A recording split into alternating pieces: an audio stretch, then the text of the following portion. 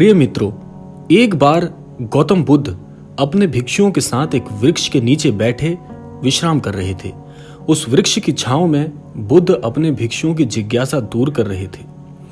बुद्ध के सभी भिक्षु एक एक कर उनसे प्रश्न पूछ रहे थे और गौतम बुद्ध उनके प्रश्नों के उत्तर दे रहे थे। बुद्ध के इन भिक्षुओं में कुछ भिक्षु ऐसे भी थे जो कुछ समय पहले ही संघ से जुड़े हुए थे, जिसके कारण अभी उनके भीतर वह समझ पैदा नहीं हुई थी, वह गूढ़ता का आभास उन्हें नहीं था जो गौतम बुद्ध के प्रवचनों को समझ सके। गर्मियों का वह समय था, सूरज अपनी चरम पर था और चारों तरफ धूप ही धूप थी। लेकिन उस वृक्ष के कारण बुद्ध और उनके सभी भिक्षु आराम से छांव में बैठे हुए थे। इतने में ही गौतम बुद्ध के एक भिक्षु की नजर एक बूढ़े व्यक्ति पर पड़ती है जो उस वृक्ष के पास से ही गुजर रहा था। वह भिक्षु उस बूढ़े व्यक्ति को देखकर अचानक से ही हंसने लगता है।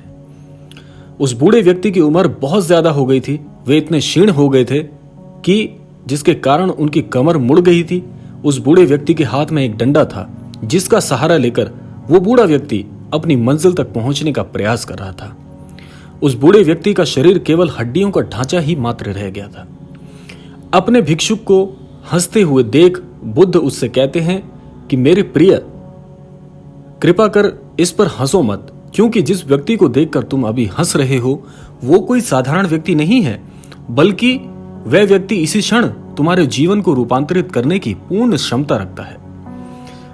जो आज तुम मुझसे सीख लेने का प्रयास कर रहे हो, वह यह बूढ़ा व्यक्ति तुम्हें सीख मात्र दे ही रहा है।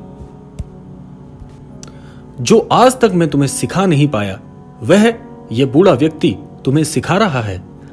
इसके द्वारा दी गई सीख को बेकार ना करो। बुद्ध की यह बात सुनकर वह भिक्षु बुद्ध से कहता है कि हे बुद्ध, हे महात्मा, मुझे क्षमा करें। मुझे यह समझ नहीं आ रहा है कि जो एक बूढ़ा व्यक्ति स्वयं अपने शरीर और अपनी बीमारियों से लाचार है, भले वे मुझे क्या सिखा सकता है। फिर बुद्ध उस भिक्षु से कहते हैं कि यह बूढ़ा व्यक्ति तुम्हें तुम्हारे भविष्य का आईना दिखा रहा है। जिस बुढ़ापे को और लाचारी को देखकर तुम अभी हंस रहे हो, वह बुढ़ापा और लाचारी तुम्हारे जीवन में भी आने वाली है। वह बूढ़ा व्यक्ति तुमसे कह रहा है कि अभी समय है इस स्वस्थ शरीर को अच्छे कर्म और अच्छी आदतों के उपयोग में लगाओ। अगर तुम्हारा यह स्वास्थ्य और तुम्हारा यह स्वस्थ शरीर तुम्हारे हाथ से निकल गया तो फिर से वापस नहीं आएगा। और अभी तुम्हारा यह शरीर सही से काम कर रहा है, जैसे कि तुम्हारे हाथ, पैर, आंख और कान, ये सभी चीजें सही प्रकार से कार्य कर रही हैं। जो कार्य इनके द्वारा किया जाता है, ये वो कार्य को पूर्ण रूप से कर रही हैं, पूर्णतः सक्षम है। क्या ये छोटी बात है? और क्या तुम इसे मामूली सी बात कह रहे हो?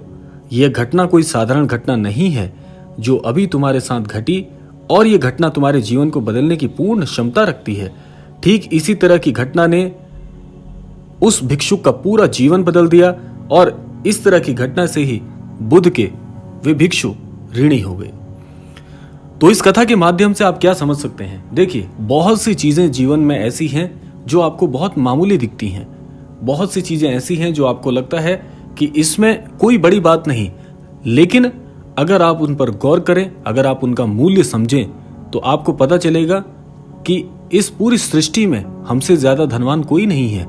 उसका कारण क्या है कि यह पूरा जीवन जो सृष्टि ने हमें प्रदान किया है, इस जीवन में सबसे बड़ा जो अनमोल रत्न आपको प्रदान किया गया है, वह केवल और केवल आपका स्वास्थ्य है। क्योंकि जिस व्यक्ति के पास अपार धन है, वह इस मोल को समझ नहीं सकता, क्योंकि उसे लगता है कि अपार धन ही पूर्ण संपदा है जो इस सृष्टि ने हमें प्रदान की है। लेकिन सोचिए कि जिसके पास अपार धन है लेकिन अच्छा स्वास्थ्य नहीं है, तो होगा क्या कि ऐसा व्यक्ति उस अपार धन को अपने स्वास्थ्य को ठीक करने में लगाएगा, और अंततः ये देह जो है, ये शरीर जो ईश्वर ने दिया है, इसकी भी एक परिसीमा है। एक दिन ये शरीर नष्ट हो जाएगा। तो इसीलिए जो चीज आपको ईश्वर के द्वारा प्रदान की गई है, जो आपको नहीं मिली, उसमें एक बात से संतुलन आप बना सकते हैं, वह है पूर्ण संतुष्टि। जो आपके पास है उसमें प्रसन्न रहने का प्रयास करिए, उसी के साथ जीवन को गुजर बसर करिए, और सदैव अपने स्वास्थ्य का लाभ का, जो आपको ईश्वर ने सेहत दी है, उसके प्रति ईश्वर को धन्यवाद व्यक्त कीजिए और अच्छे स्वास्थ्य की कामना करिए, अपने लिए भी और दूसरों के लिए भी। यही बुद्ध की सबसे बड़ी शिक्षा है। धन्यवाद।